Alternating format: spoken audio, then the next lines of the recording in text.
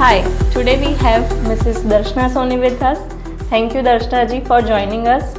She came to us with a very common problem જે I think આપણે ઘણા બધાને હોય છે પણ વી આર નોટ શ્યોર કે એના ઓપ્શન શું હોય છે, કેવી રીતે ટ્રીટ થાય છે. સો આજે આપણે ડિસ્કસ કરીશું કે દર્શના સોનીને જે કોમન પ્રોબ્લેમ હતો એના ટ્રીટમેન્ટ ઓપ્શન શું હતા, what options she has selected અને આપણે કેવી રીતે એની ટ્રીટમેન્ટ કરી.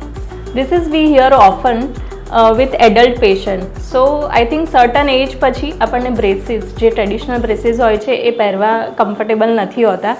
સો દર્શનાબેન જ્યારે અહીંયા વિઝિટ કર્યું ત્યારે અમે એમને બે ઓપ્શન આપ્યા હતા. ટ્રેડિશનલ બ્રેસીસ જેમાં મલ્ટિપલ વેઝ હોય છે, metal braces, ceramic braces, lingual braces.